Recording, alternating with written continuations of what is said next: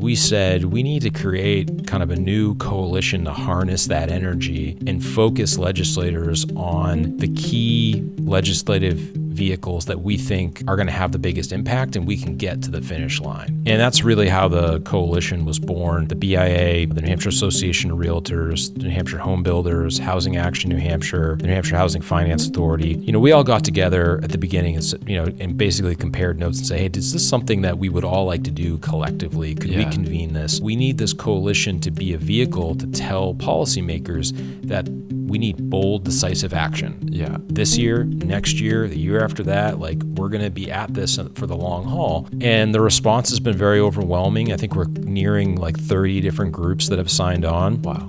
Chambers, business groups, trade associations, who are all recognizing this is a huge issue and the state has a role in fixing it.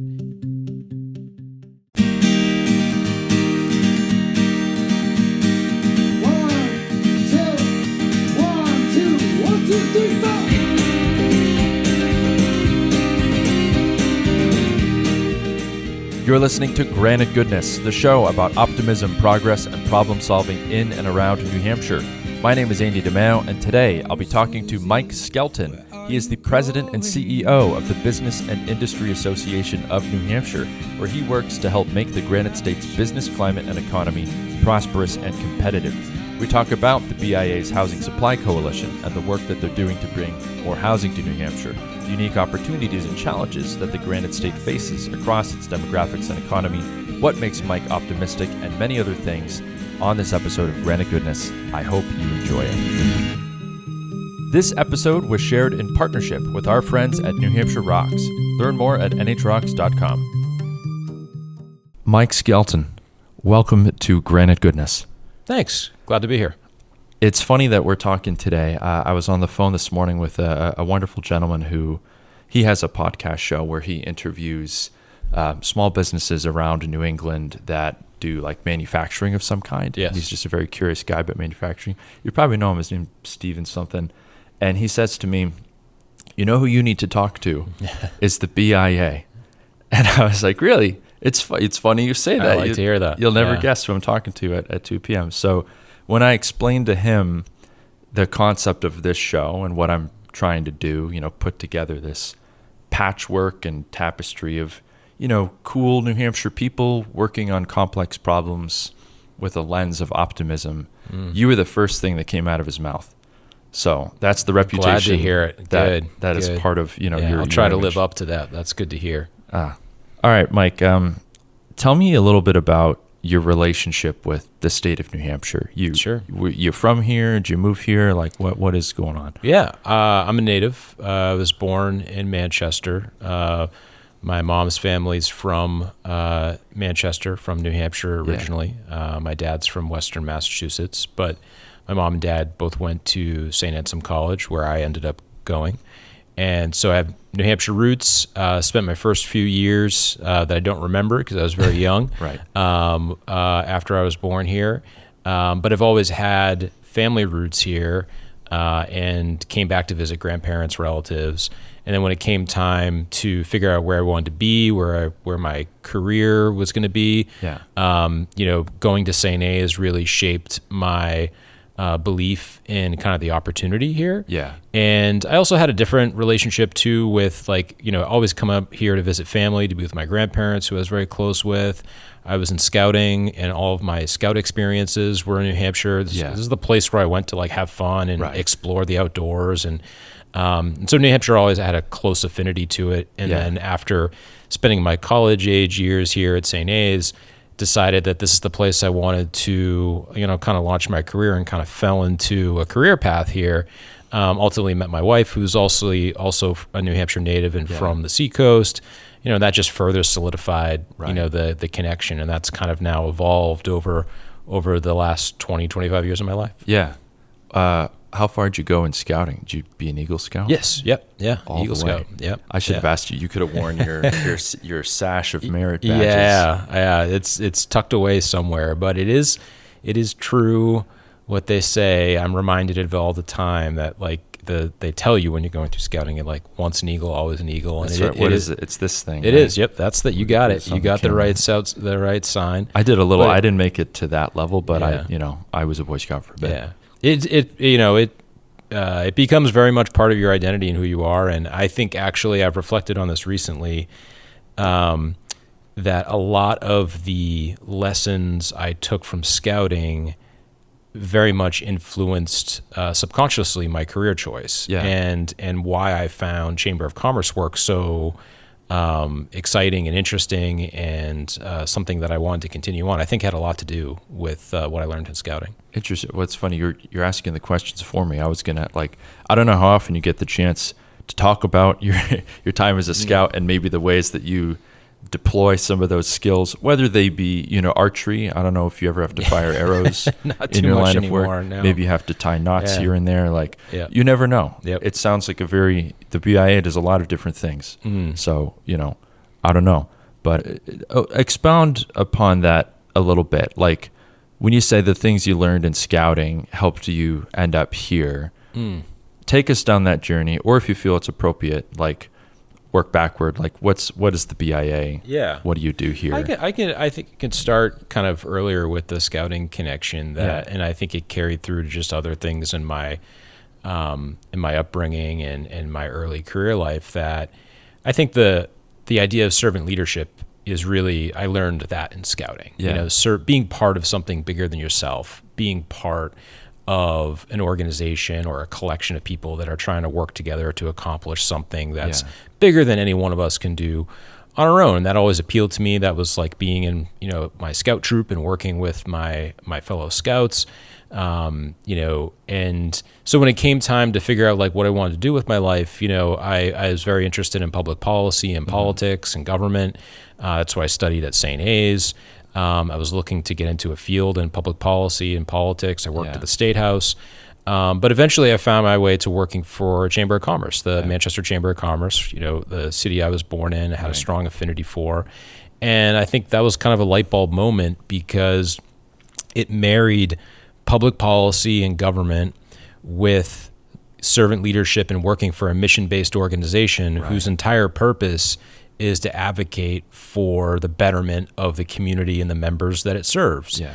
And, chambers of commerce have this really cool history where they're older than the founding of our country. I mean, they've been together, been part of our history as a country, as a world, because the business community has always found that working collaboratively can accomplish great things. Yeah. And when businesses succeed, it helps communities and people's quality of life succeed and better. And so, just finding, I think at the time I didn't know how long I would be in that path, but it very much connected to something that I felt strongly about and felt right to me, and has helped me, given me far more than I can ever give it, for sure. It's funny you say that.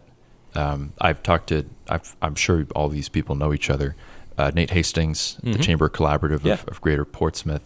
He wonderful conversation. And the more I do these, the more I'm starting to figure out there's kind of not a secret society, but a robust network, right? That is involved in all these wonderful things around the state that, they kind of operate behind the scenes a little bit.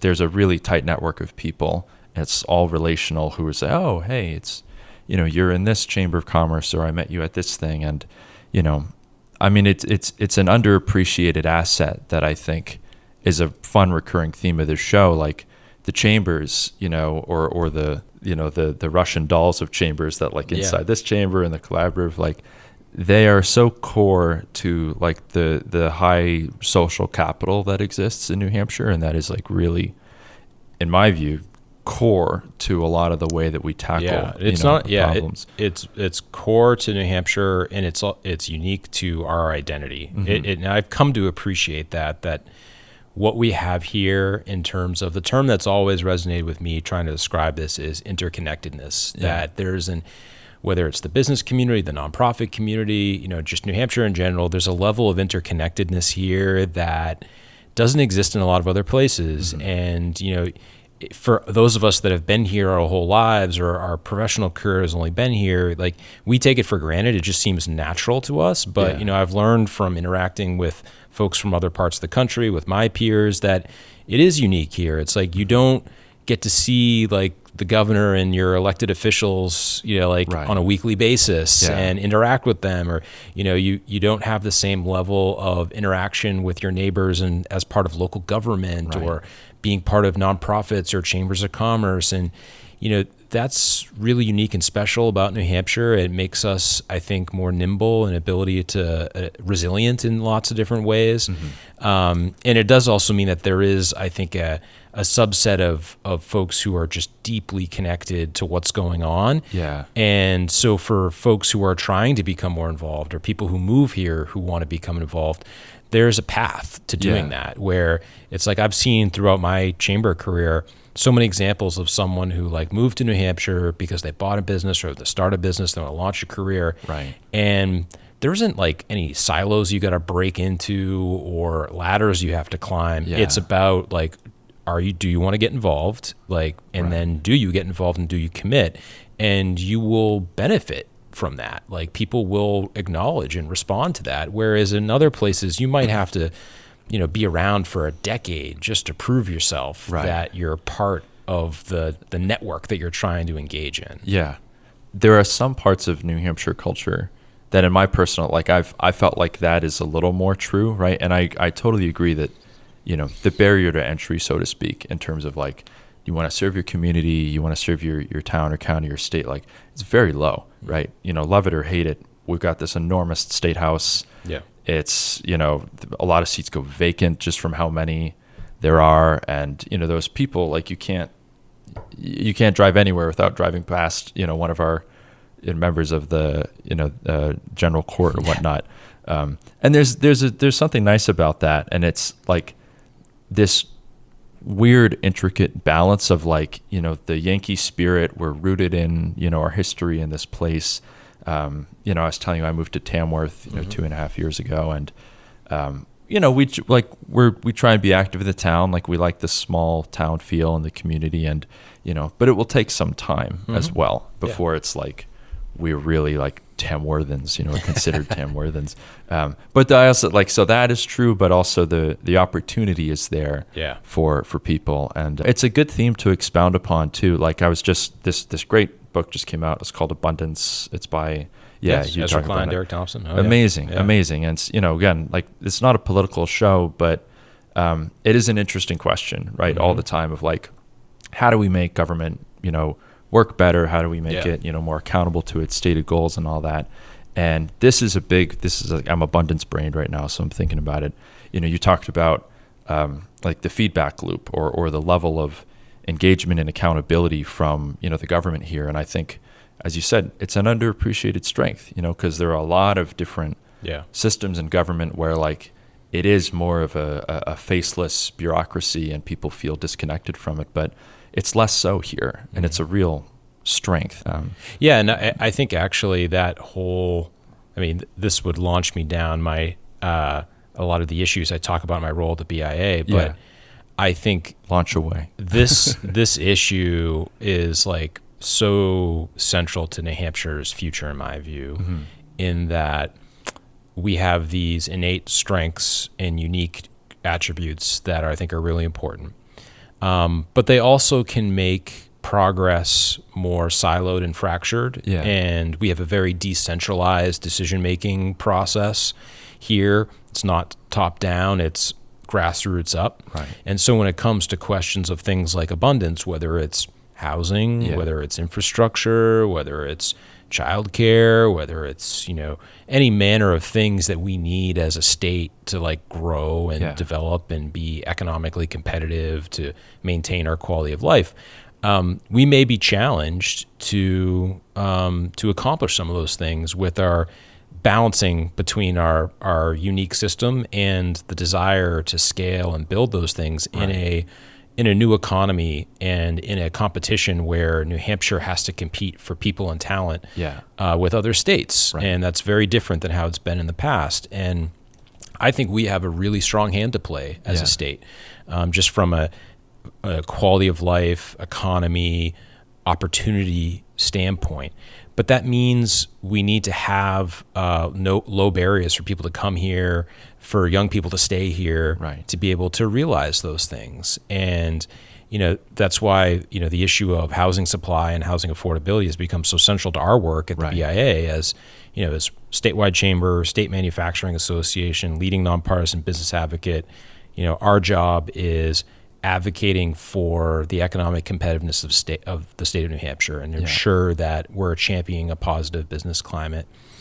And none of that is possible without people. Right. And unless, there's so many issues that go into that, but to me, it's like a very pragmatic thing to say, well, unless you figure out housing first, like all that other stuff is downstream Right. of housing. Yes. And that's why it's become such a central issue that we've dedicated a lot of resources and bandwidth to is, I want to talk about workforce training and childcare and infrastructure and, so many other policy issues, but it first starts with, are we growing as a state? Yeah.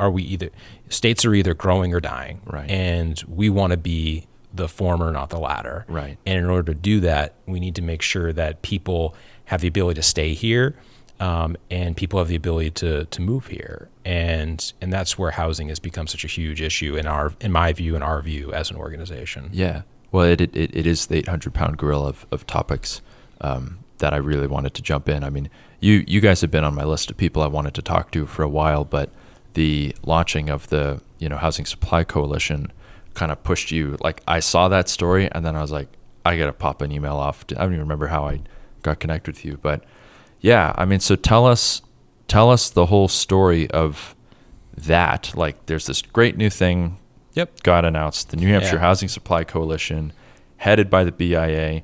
You had the BIA, like, you are tip of the spear on trying to make progress on this issue in a lot of respects. And I'd really love to hear, like, how did that all happen? What is your, framing of like how to solve this problem? Where do you think the BIA can contribute in that respect? Like the whole enchilada of that. Yeah. Well, it should start with that this issue's been around for a while. Yeah. And I can think back to when I was first hired at the Greater Manchester Chamber in 2005 as their Director of Economic Development and Advocacy at the time, and I was very young and didn't know really what the heck I was doing. Mm-hmm. I mean, the Chamber at that time had a workforce housing coalition, and many other similar organizations have. And so this issue of housing opportunity for a spectrum of individuals in the community, whether you're lower income, middle income, workforce, has always been on the radar. But over the past, decade, there has been an acceleration in the acute challenge associated with it. We've become very high cost, low supply, and it's impacted our economy and our ability to attract and retain talent, our ability for young people to stay here, ability for older people to downsize, and buy the housing or secure the housing opportunities that fits their life. And then that kind of blocks up the whole housing market. And I would say the important point here is that this isn't a unique issue to New Hampshire. Right. Housing has gotten more expensive everywhere across the country over the past several years. But the issue is that it's worse here than it is in the rest of New England and around the country.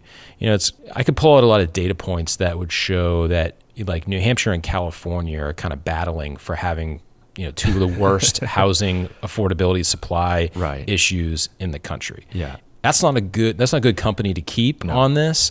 And so, that brings us to like why these efforts are important, why we're doing what we're doing.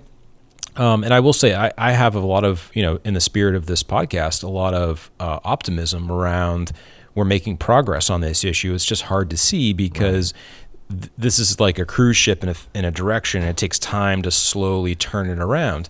But legislators have really started to pay attention over the past several years. There's bipartisan support for a lot of positive reforms, and we've been incrementally making progress every year across a lot of different areas. But heading into this legislative session, we sensed, the BIA along with some other key partners, that there's going to be a lot of momentum, a lot of energy.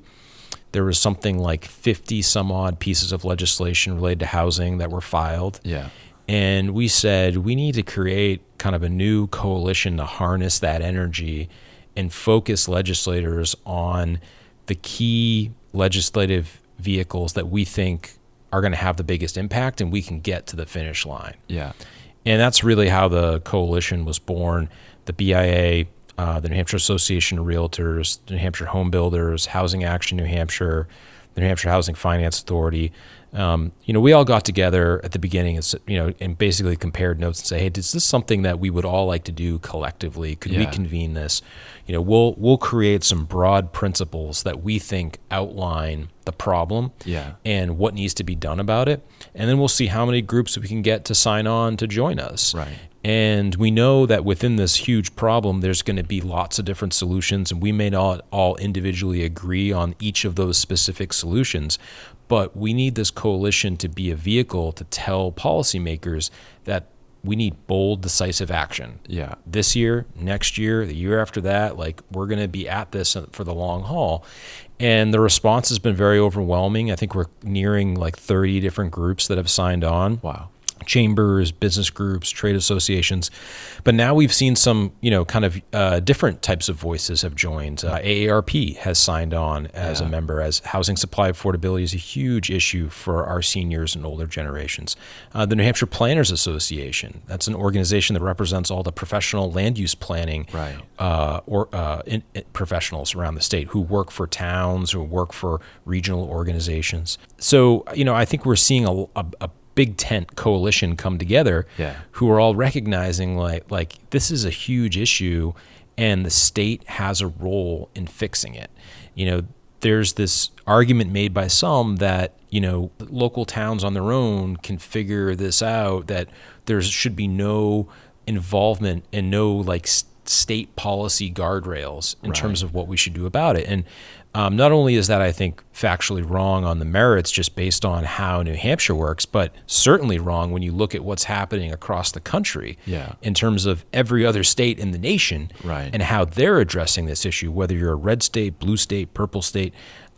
So I'm really encouraged by how this has come together. I think we're making good progress this year in that, we're optimistic we're going to get to the finish line of the 2025 legislative session, and there's going to be, 4, 5, 6 meaningful things that have gotten done that will contribute to long-term success on housing supply and affordability. But we're going to be back, next year and the year after that. And I will say, I should have probably pointed this out at the beginning, that the name is intentional in that it's the New Hampshire Housing Supply Coalition, because we really wanted to simplify this idea down to its core that in our view, this is a supply demand issue. We have an imbalance. Demand is here, supply is down here. And until you address that in some meaningful fashion, we're not going to be able to sustainably respond to this crisis. And it's going to take time. It's going to take solutions up and down the spectrum of housing affordability, whether you're talking about lower income, affordable housing, homeless shelters, supportive housing, to condos and apartments and multifamily, to single family starter homes, which is a big missing part of the puzzle in the middle, to above market rate housing. Frankly, I would argue if you look at our demographics and where we're going as a state, we need it all. And so this is about more supply in the broadest sense possible as a way to ensure that our state can grow and develop in the way it needs to be economically competitive. There's a little siren going off in the background. It's topical. It's an emergency. It's an emergency. That's right. They're coming. They're going to build houses right over I there. hope so. Man. No, I mean, selfishly, you're speaking my language, and I try not to inject my own political views, but I like to see things through this lens, right? Very much through this abundance view of, okay, what's the thing we need? What are the bottlenecks for it? And, it's endlessly complicated, but can we boil it down? Your group is not called the New Hampshire We Hate Greedy Landlords Coalition, right? And I'm sure there's some awful landlords out there. I've had lawful and awful landlords. But the issue, it's so multifaceted, and when you boil it down, I mean, it's build, baby, build. Is that accurate? I think so. I think it is, and it is. and I have to I'll put our biases or approach on the table. I mean, I represent a business organization. We believe in the free market, and I don't think there's any way one can argue that market forces are able to respond to what the demand is for housing here in New Hampshire. There are barriers to that. There are land use barriers, permitting barriers, funding barriers.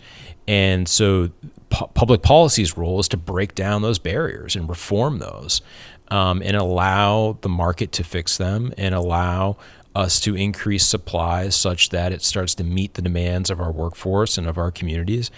And I think there's also a way to do all of this while maintaining everything that's special about New Hampshire. Yeah. And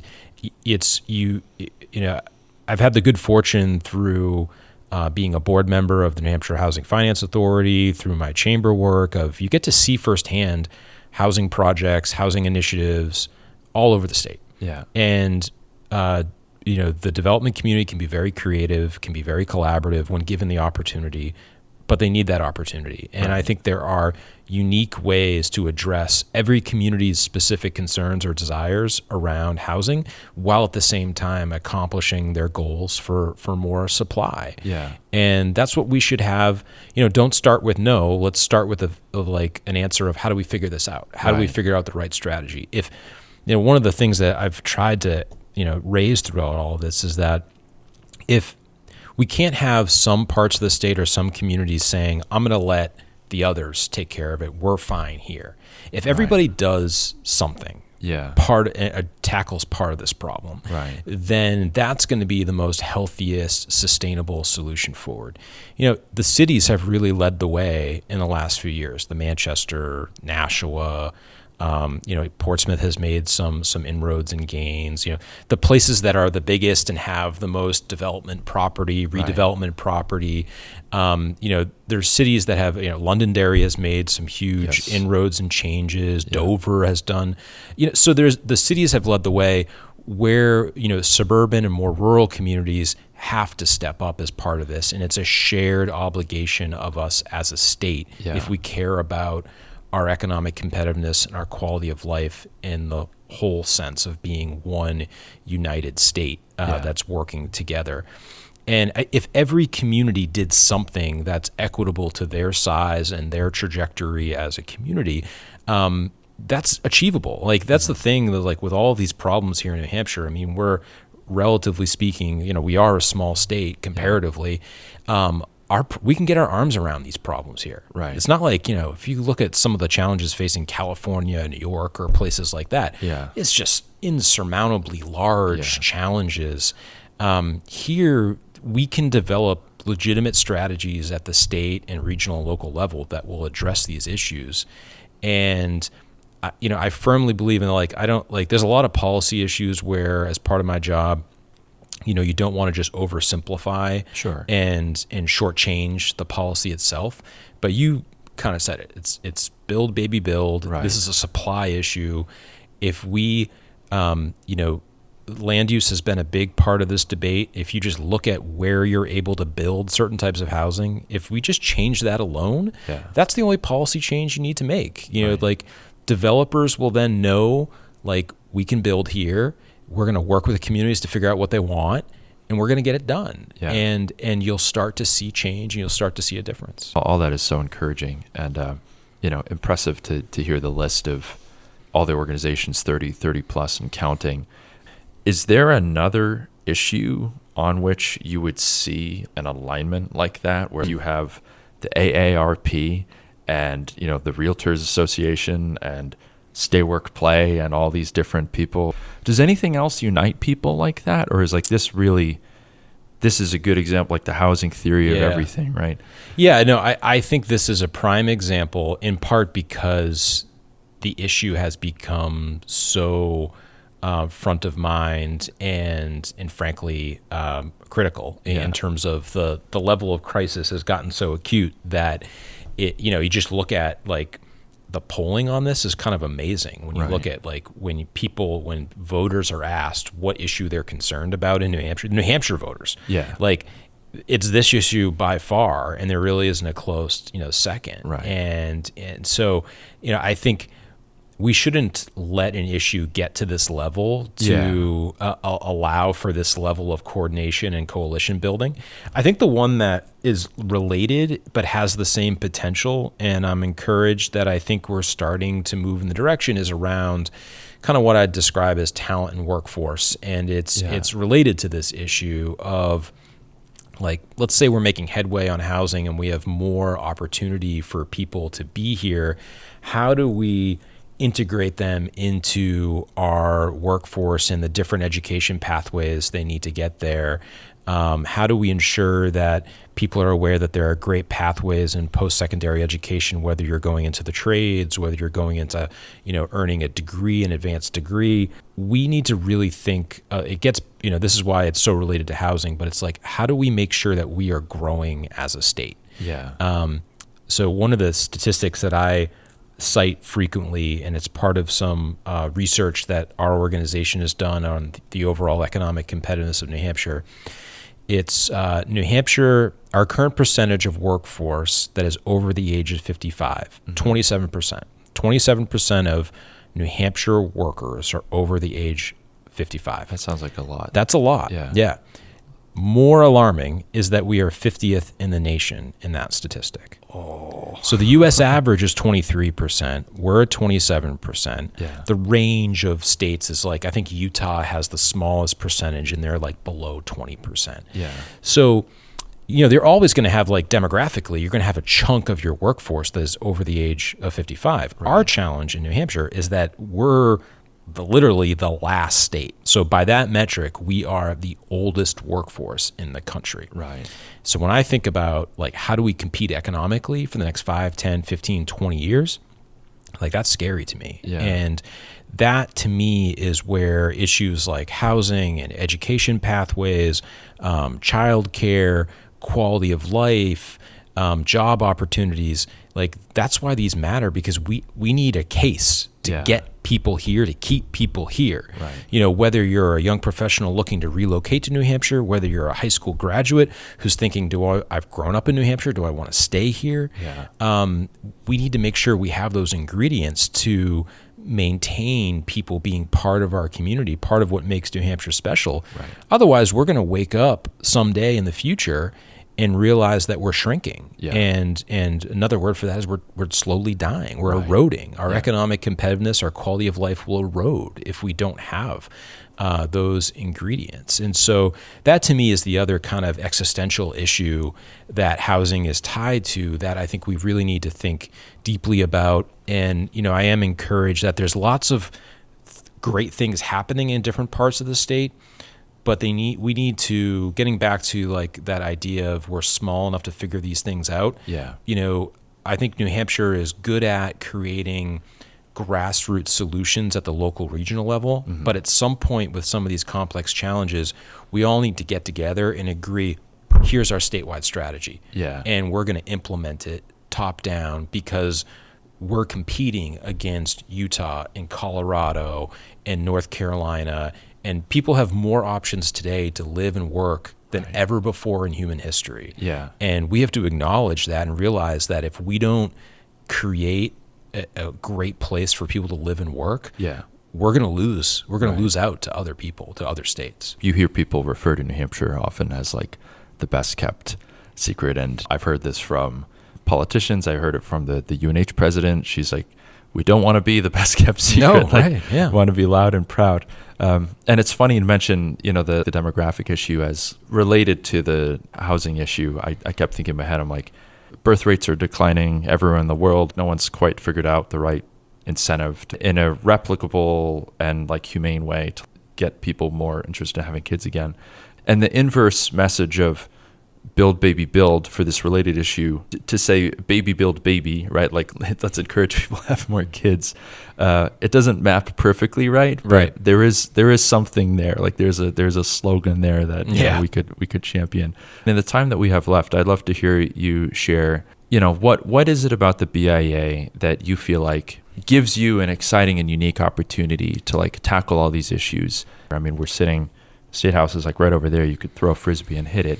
What excites you most about being at the BIA? Well, you see, we're a membership organization. At our core, we wouldn't exist or have a reason to being without our members. And I'm reminded when I interact with our members, when I'm visiting with businesses across the state, of just the incredible business ingenuity, resiliency, leadership that we have, and the innovation that they bring. And that if we give them the tools to grow and prosper, that's going to drive the outcomes that I know we want to see here in this state. You know, business growth has been a force for good throughout our history, providing people jobs and opportunities and the opportunity to live, work, and play and have a family and build a high quality of life. You know, that's what I see, that potential, and I talk to business owners and employers and entrepreneurs who are just desperate to do that here. And if we can help them with the right policy, the right business climate to achieve those things, you know, we've got something really special here. And the thing that, you know, going back to those unique attributes, we've got this interconnectedness among our community. We've got some unique assets as a state in terms of our outdoor recreation and our natural resources, which rival, I think, any other place in the country. We have this open, transparent government that provides people of all types and all stations access to governmental leaders. That's unique. Right. So we have like these advantages. And if we just marry that with, you know, the type of economic growth and opportunity that our business leaders and entrepreneurs and innovators are demanding, you know, New Hampshire can break out of the pack, if you will, of small states, in my view. That's what I see, that economic potential. And I want to find ourselves in a future where we're not talking about New Hampshire as like the best kept secret, right? But we're talking about New Hampshire nationally as a small state innovation hub. Yeah. You know, it's like this is a state that's punching above its weight in terms of economic growth and innovation, and is showing up on best state for business, highest quality of life rankings with the North Carolinas and Utahs and Colorados and the places that earn all sorts of accolades and are growing like gangbusters. Right. Like, we have the opportunity to do that here. We have the attributes. We have the resources to do it. It's a matter of crafting the right policy or the right vision, the right strategy, and making it happen. And I think part of it's going to be us kind of conquering our kind of the Yankee skepticism that's just part of our culture here. Right. You know, it's like this part of the country has gone through a lot. Yeah. You know, we've had a lot of failures and rebirths, and I think that has inherently made us sometimes skeptical, and you know, we kind of are fearful of what's coming around the corner rather than looking ahead and what we're capable of. Yeah. And we need to start looking to the horizon and thinking bigger of ourselves and our ability to do big things as a state. Yeah. And not be content to just kind of be lumped in with north of Massachusetts and kind of like, you know, this part of the state, part of the country that people don't really know about. I mean, when I travel and I go to conferences with my peers from all over the country, other state chambers, you know, I'm always kind of fishing for like, what do they know? Like, what do they think? What do they perceive about New Hampshire?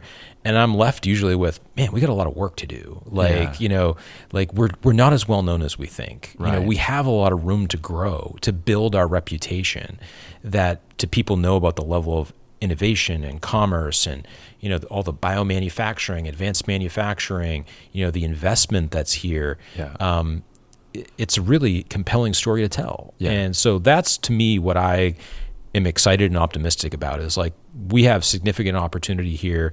We can do far more than we think we're capable of, or that we've allowed ourselves to think. And we have to really seize that and then marry it with the right policy, the right vision, the right strategy. You're making me so happy right now.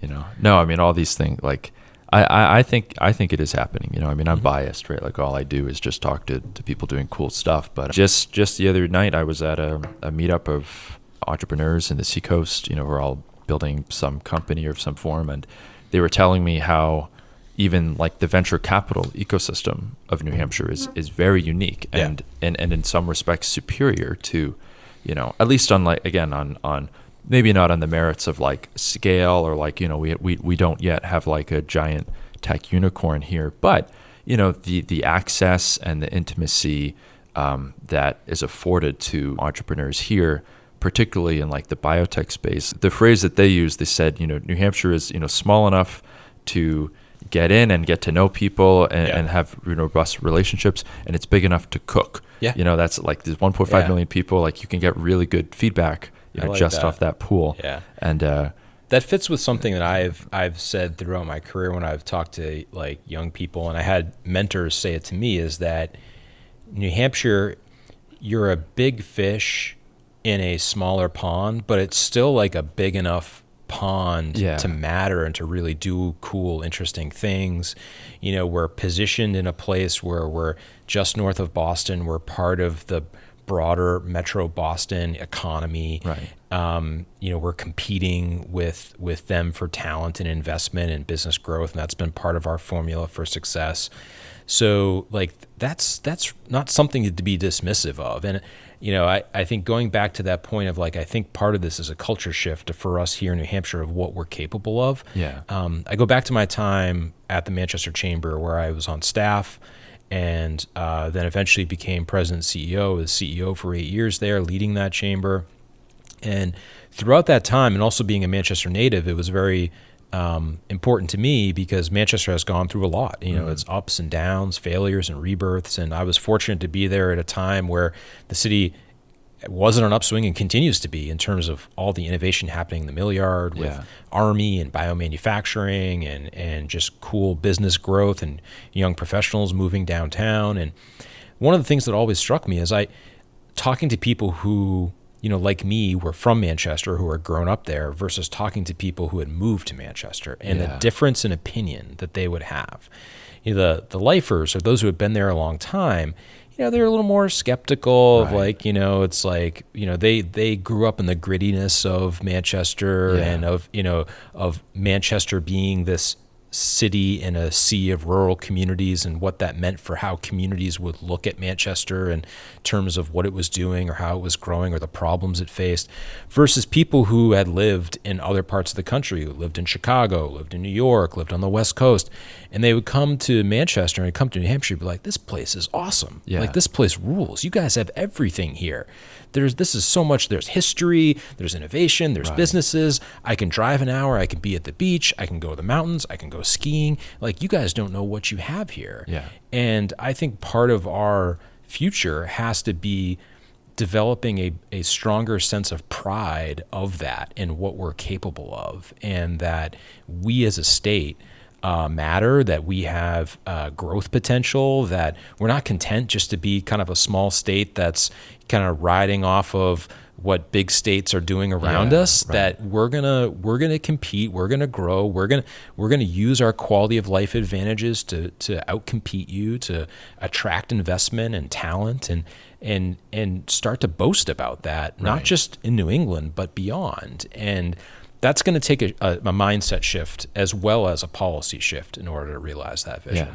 Yeah. You used the great phrase Yankee skepticism a moment ago, and this phrase Yankee dynamism has been bouncing around in my head ever since I started like talking to a lot of people in the last couple of months. And so like that is going to be like the ethos of what I'm trying to promote with this, but it's all the same silly prescription number 2, like New England's gone, it's dead.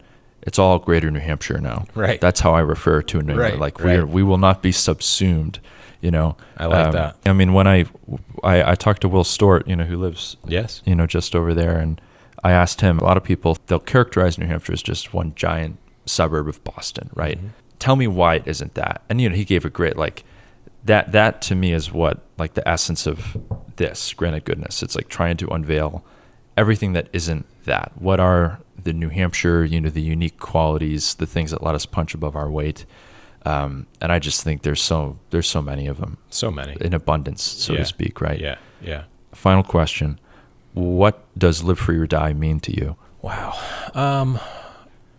Live free or die to me is really representative of what I've come to appreciate is our system of governance, of government, of how we relate to power here. We have a system where anyone can be part of change and being part of changing policy, of reforming government, of running for office, of serving. And there are so many barriers to that in other places, but not here. And sometimes it's messy. Sometimes, like, our job here at the BIA, we look at every piece of legislation filed every year. There's a lot of them that are terrible ideas. Yeah, right. But it's a really raw form of democratic governance, of Republican form of governance in terms of republic, Right. and representing the people. And I think that's unique. And I've often, we have citizen legislators, which people, often view as a negative. I've done my homework, and I've seen systems all over the country. I've interacted with other peers who work in those systems.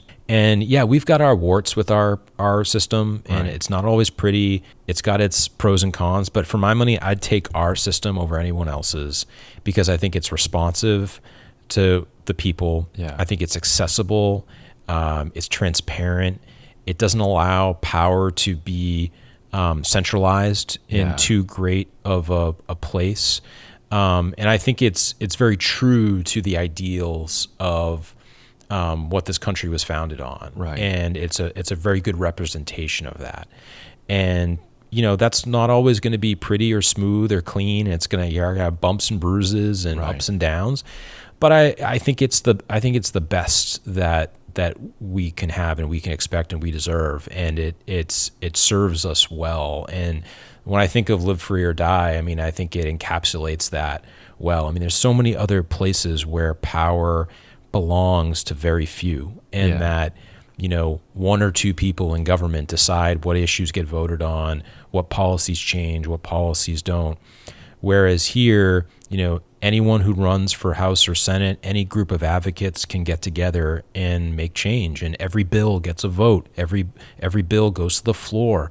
These are things that don't happen in other places. Yeah. And I'm fine living with the downsides of that, because I think the upsides are so much more important to what we stand for and the ideals of which our founders had in mind when they crafted government and democracy. And so that's what comes to mind to me. And I think it's partly just because of that's where we work and focus so much of our time and energy. Yeah. And I hope that other folks don't take it for granted. Yeah. It's a good system. It's not perfect. There is no perfect system. Right. But this one's a pretty darn good one for our time and our era.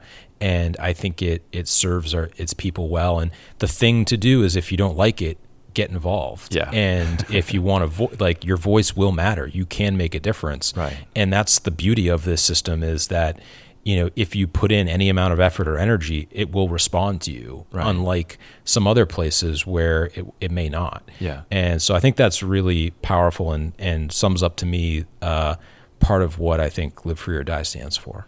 The New Hampshire way. That's right. Yeah. Well, Mike Skelton, this was a real pleasure.